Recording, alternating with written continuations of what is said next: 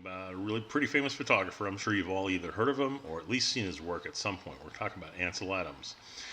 So moving forward, every week I'll have some sort of slideshow documentary thing about a photographer that I think is important to the world of photography. This is not a history of photography class, so don't think that it's going to be like on the final exam or final test that you'll have something where you have a picture of somebody or a picture somebody took and you have to identify the photographer and when they took it, that type of thing. That's not it. I'm showing you different images and photographers to sort of get a wider view of photography, some of its history, and a lot of what's out there, sort of get an appreciation of things, because I don't think sometimes we always see the forest for the trees. We can create some great images, but a lot of great images already created. So today we're going to talk about Ansel Adams. So let's get going. I will at one point bring the slideshow down and then show you a couple of things. Bring it back up again. A couple little notes too.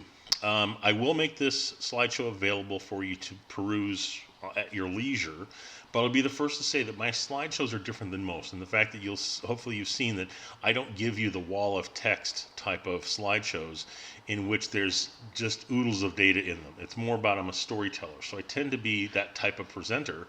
So although you can go back and reference things, it's really more designed to be not quite interactive, but somewhat in the fact that watching the videos, you're going to get a lot more out of these videos than I promise you ever would out of just looking at the slideshow, because I purposely designed that way to be more of a thing where it's a storytelling effect.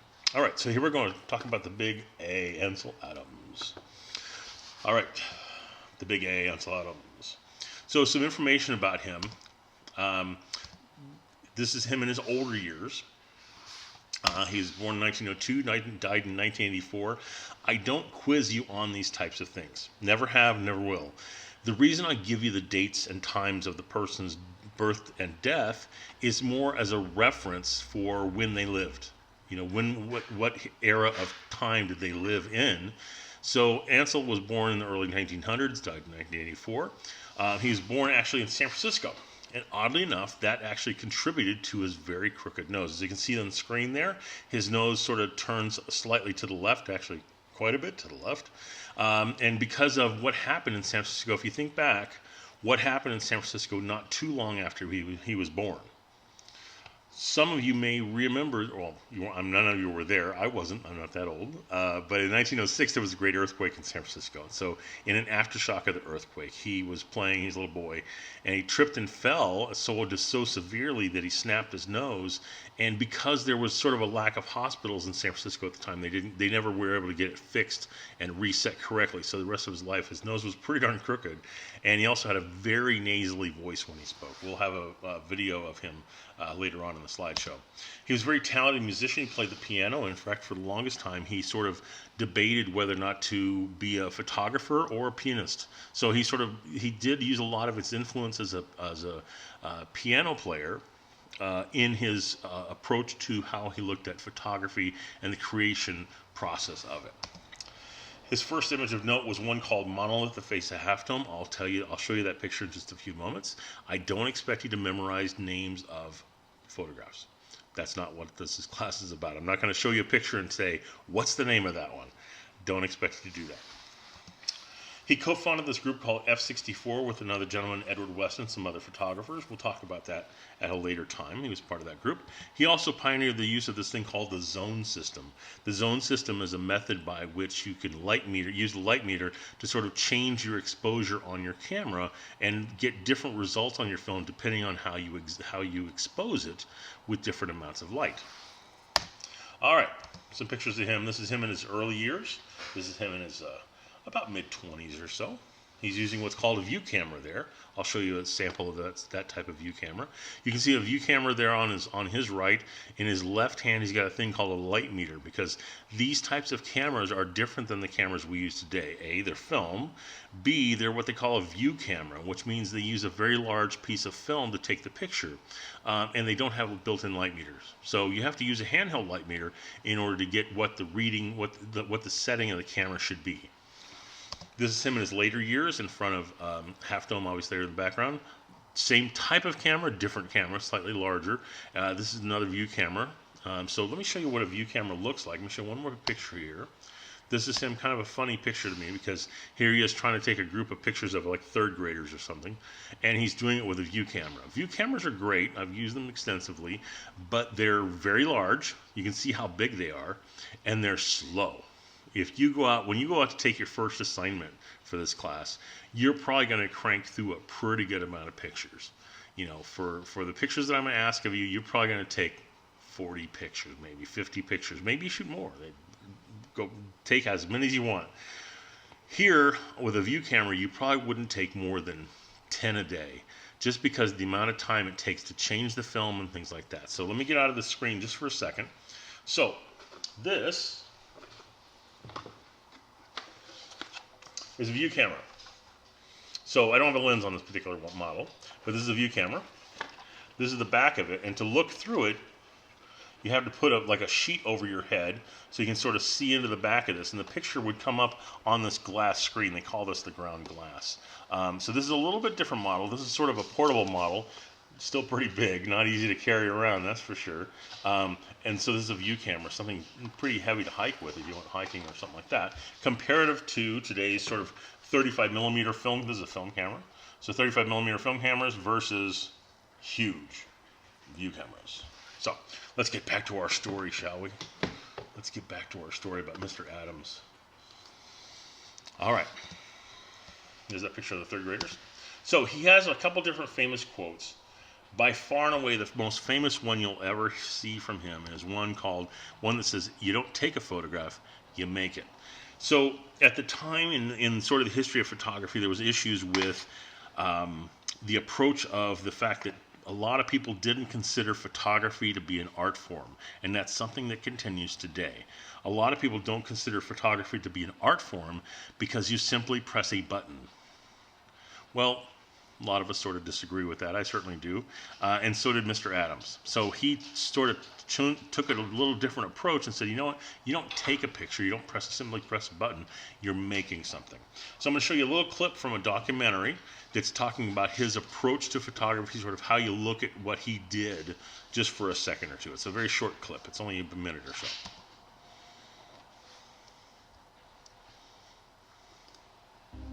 In the same way that a poet uses the same dictionaries that the rest of us do. All the words are in there. All the words in the poem are there. They're in alphabetical order. So you can find them, and it's just a matter of taking a few of them and putting them in the right order. And that's all there is to it. And so why is it that some lines of poetry, some sentences grasp us, grip us, and we think that's right, that's true, whatever, I don't know quite what that means, but whatever it means, it's true. And a good picture does something like that. So he's talking about, Swartzky is talking about the idea that everything that we've taken picture of has been taken before. So how do we approach it? How do we look at things a little bit differently? So let's look at Ansel's approach a little bit. So this is the picture I talked about. And this is one of his most famous images. It's called Monolith, the Face of Half Dome. So this is Half Dome in Yosemite National Park, and this was taken in April of 1928. So a while back, it's coming up on its 100th anniversary for this image, and so this was taken on a day in which Ansel hiked with a group of friends from a place called Curry Village, Camp Curry, up to this particular place, and I'll talk about where he shot this from. What makes this a really influential picture is a couple things. If you look at the far right-hand side of the picture, you can see some trees there. But if you look at the far left-hand side of the picture, you can also see trees there. So by having a tree in the foreground and a tree further back in the picture, it gives us a sense of scale. Meaning we know how big this thing is. By comparative size, we're like, wow, that's a little teeny tiny tree down there. This thing must be really big. The other thing that really makes this picture a real moving picture is the sky. The sky is very dark. He did that with a special filter on his camera to sort of achieve that manipulation to make the sky look far darker than it actually was.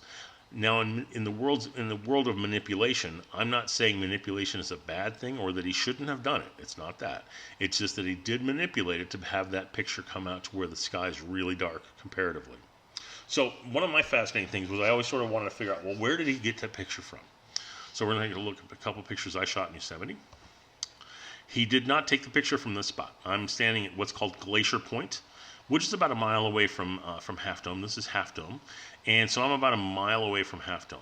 And you're looking at where he took the picture. You can see sort of about the bottom third, there's a little jetted point that sticks out, and it's called the diving board. And he took a picture from this thing called the diving board. Let me show you a closer shot of the diving board. That cropping of rocks to your left, on the left-hand side of the bottom of the picture, that's the diving board. That's where he took this picture from. So a precarious area, to say the least. To get to this place is quite the hike. And in fact, so he's in 1928. It was snowing because it was taken in April. Still a lot of snow there in Yosemite in that particular April. And he's climbing with a camera that's bigger than the one I just showed you, along with a wooden tripod. And he's not using film as we know it. He's using what's called glass plates. So a pretty heavy bag. So he got to this place. Well, let me show you how he got there. This is a picture of his, at this time, soon-to-be wife. Not a great scan. I apologize about this, but it's not the greatest picture because Ansel didn't take it. So if you look at the middle in the bottom, sort of the bottom third of the picture, sort of towards the middle, you see sort of a figure over there. How about right there? That's his soon-to-be wife. And so she's on this 30-degree precipice. Now, I don't know if any of you have ever hiked in and around Yosemite, but Yosemite, most of the mountains and cliff face and stuff like that are made of granite. Well, what happens to granite when you put either snow and or water on them? They become very slippery. So if you notice this sort of area that they're walking up, or on the edge of the very edge of the precipice, is a wee bit of an angle. So a challenge to say the least. Here's another view of Half Dome. This is Half Dome from below. This is on the way to Mirror Lake. So if you look over there to on the upper third of the picture, on the very far right, you see that little piece of rock sticking out. And again, that's called the diving board. So as he went through his years, he switched a couple different cameras. This is a different type of camera. This is called an 8x10 view camera. So the film on the back of that is 8 inches by 10 inches. So a pretty large piece of film. The camera that I showed you a few moments ago is a 4x5 camera. So the film is 4 inches by 5 inches. So this camera that I have in the picture now is 4 times that size. So it produces some amazing results. This is another picture of him with an 8x10 view camera. Now, Ansel was not a rich man for most of his life. It wasn't until the very end of his life that he started to actually see reap some benefits of his hard work. You can tell that he wasn't a man that had a lot of money. Excuse me, that's my dog scratching again. I have a dog named Dutch. Anyhow, because if you look at the ladder on the side of the car on the right-hand side, right-hand picture, you can see that that's a pool ladder he's using. So, he wasn't poor, but he wasn't exceptionally well off. It's not as well off as one might have thought he was. So here we go. So another famous quote. I promise I'm not going to test you on this quote. I'm not going to make you memorize it and then bring it up in a quiz later on. I'm just using this to show you some of the things that he did. So another famous quote was, dodging and burning are steps to take care of mistakes God made in tonal relationships. So, very famous picture. It's called Moonrise, Hernandez, New Mexico. This is taken in 1941, and so he's driving his station wagon around. It's him, his assistant, and his son, who was 8 years old at the time, in the car. They're driving around, and he sees this view.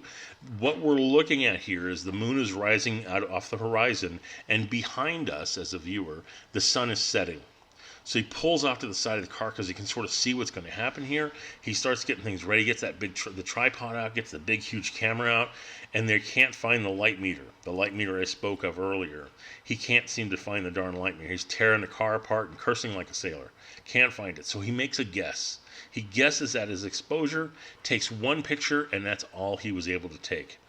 An amazing picture, to say the least. And by telling you what he did to manipulate it doesn't take away from it, but just to point it out, in the upper left-hand corner, there are quite a few clouds in the picture, but he printed it to where those became black. So he darkened the sky on the top to sort of let it sort of sit there a little bit. He didn't want those clouds to come through. And again, not as a demeaning part of the picture, but just something that he did. Okay, one other picture, really famous, again, another really famous picture is called Sunrise. Oops, say no. Did you see that? Was that fast enough for you? Sorry. A little happy with a button. This is called Sunrise, Lone Pine, California. So this is Lone Pine, California, which if you went to Fresno and went due east over the Sierra Nevada mountains, you'd come to Lone Pine. Lone Pine is in the high Sierra Nevadas. And here he is, camped out for a couple days, and he sees this amazing image come up. This is so before sunrise. He gets the camera set up, takes the picture, and just an amazing picture. As far as you have this really strong light on the Sierra Nevada mountains in the background, the sort of shadow in the foreground mountains, these sort of hills in the foreground, and then just the littlest glint of light right there on the horse that's feeding in this open field. Just perfect picture. Well, he did have to manipulate it because this is back in the day when he would take this picture. It could sometimes be a week or 2 weeks or even a month before he saw the results of what he had done, because it takes a long time to get back to your lab. He couldn't develop it in the field. It's not instant. So he had to take it back to his lab and develop it and then see it from there. Well, when he got back to his lab with this picture, he realized that the students of Lone Pine High School, there was only one high school in Lone Pine, still is, every year the seniors from that school go out to a local hill and carve the letters LP for Lone Pine in a local hill. And he didn't know that. So he gets back from developing and sees the letters LP in the picture and is not happy. Now you can almost see it. I'm going to show you the results of what it looks like before he retouched it, and we'll talk about that. So this is an unretouched picture. I apologize for the low resolution. Not a lot of these around.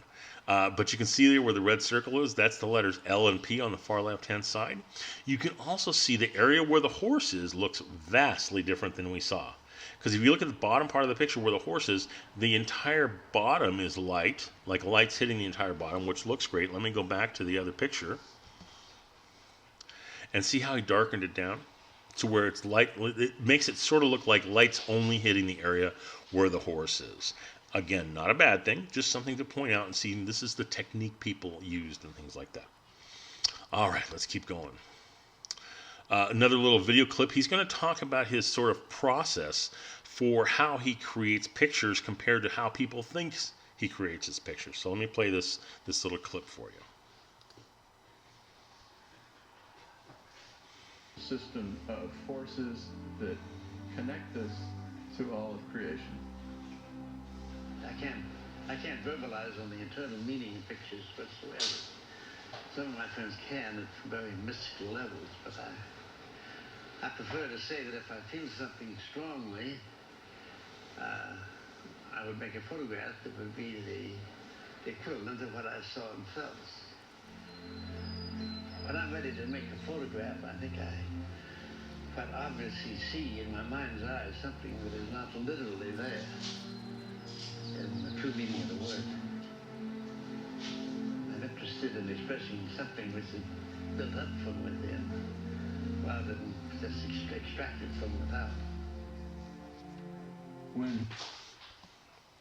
So he's talking about the fact that when he goes to a different place and takes pictures of things, he looks not so much for trying to document exactly as it is, but rather to try to document what he sees.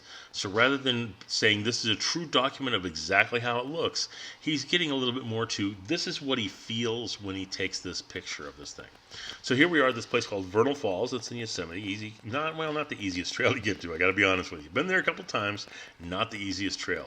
So there's a picture from a long time ago. And the interesting thing about this, let's take a couple things. If we take a note of the tree that's on the right-hand side of that picture, that tree's still there. So I'm going to talk about that tree in a minute here. So this is taken, I believe it was in May. So the falls were very thick. There's lots of water coming out of the falls. So let's talk about this, because I've been there a couple times. This is Vernal Falls, but in August. This is what happens in August. And the fact they call it Vernal Walls, because there's not a lot of water going through. So this is taken from quite a distance away. I'm using quite a telephoto lens to get this particular picture. This is the first time I ever went there. Didn't get to the top because of some other people we were with. One of the people was having some issues with climbing. So went back a couple years later. Been there 3 times. All right, so let's talk about getting up there. So there is one of my better pictures of Vernal Falls. Notice the tree that I spoke about in the previous picture that was on the right-hand side. This is on the left-hand side because I couldn't go any further down.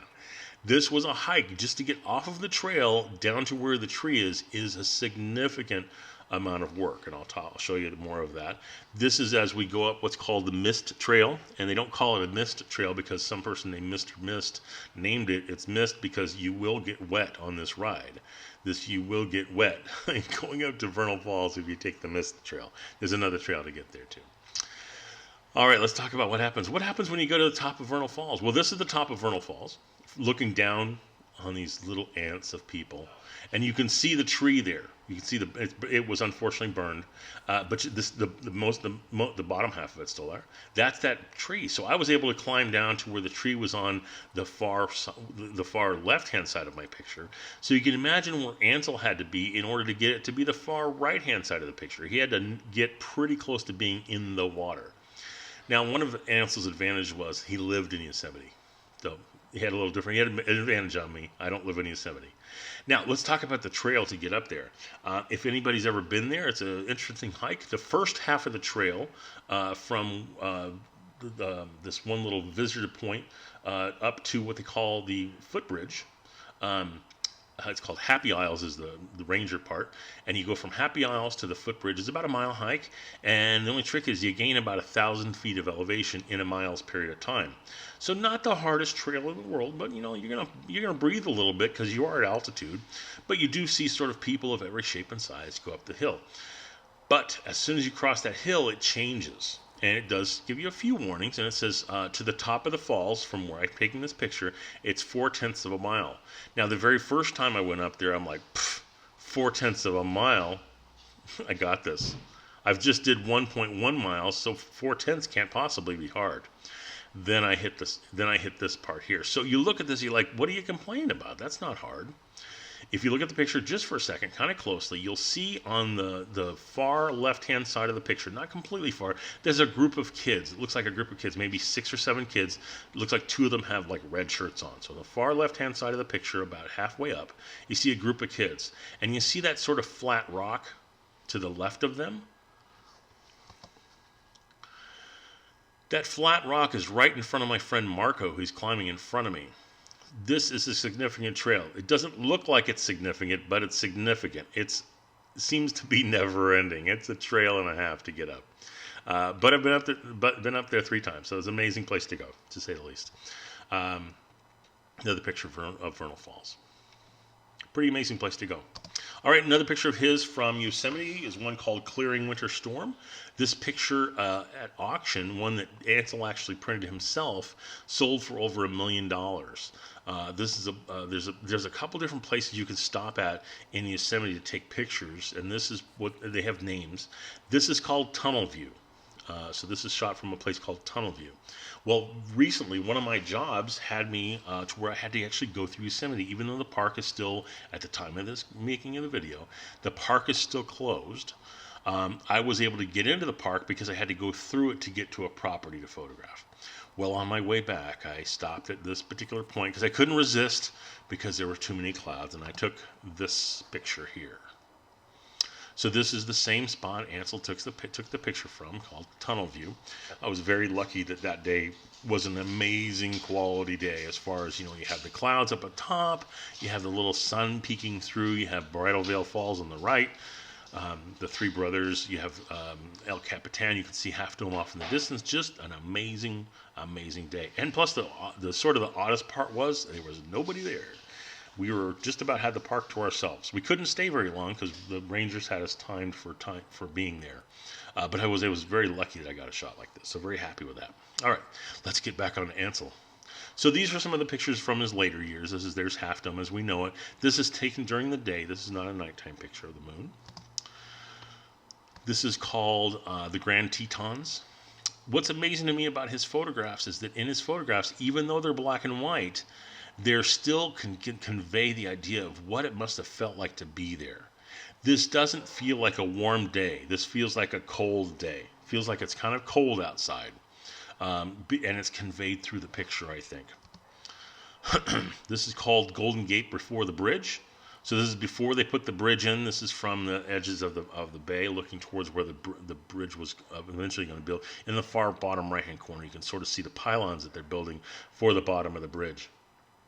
And he's using this concept called the rule of thirds on the picture. So instead of putting the horizon line, which is down towards the bottom, instead of putting that right in the middle, he decides to put it down low so he can sort of emphasize these amazing clouds that are sort of blowing over.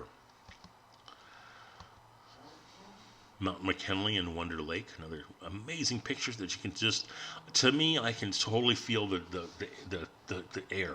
Again, another day in which it's probably not a warm day when he took this particular picture.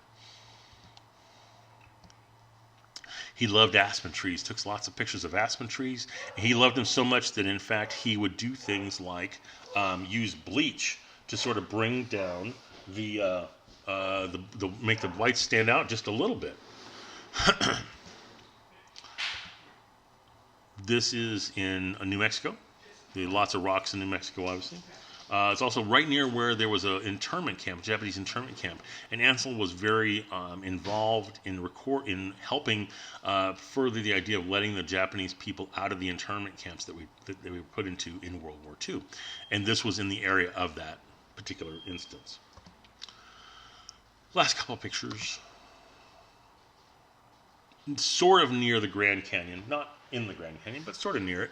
And again, he's using that rule of thirds concept where instead of putting the horizon line right smack dab in the middle, he's decided to put it up at top to sort of emphasize the detail and pattern on these rocks. So that's something that we'll look at later on in a couple weeks about composition of pictures and doing things like the rule of thirds. This is a glacier. This was shown in the video I showed you a little while. This is a glacier.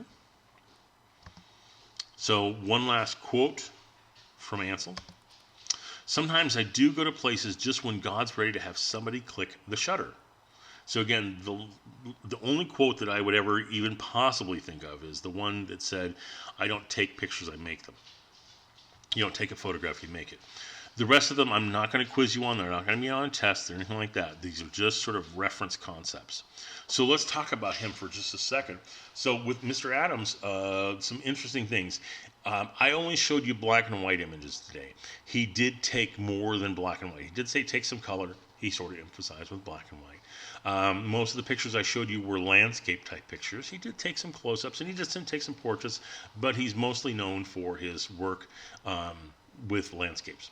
So if I asked you to take pictures in the style of Ansel Adams, some of the things you might do would be things like, obviously, you'd probably make them a black and white image. Most of his pictures, like I said, not all, but most of his pictures sort of emphasized the idea of landscape, things like that, as well as the idea that his pictures had a great depth of field. Everything was in focus in his pictures. Next week, we'll talk about aperture and depth of field.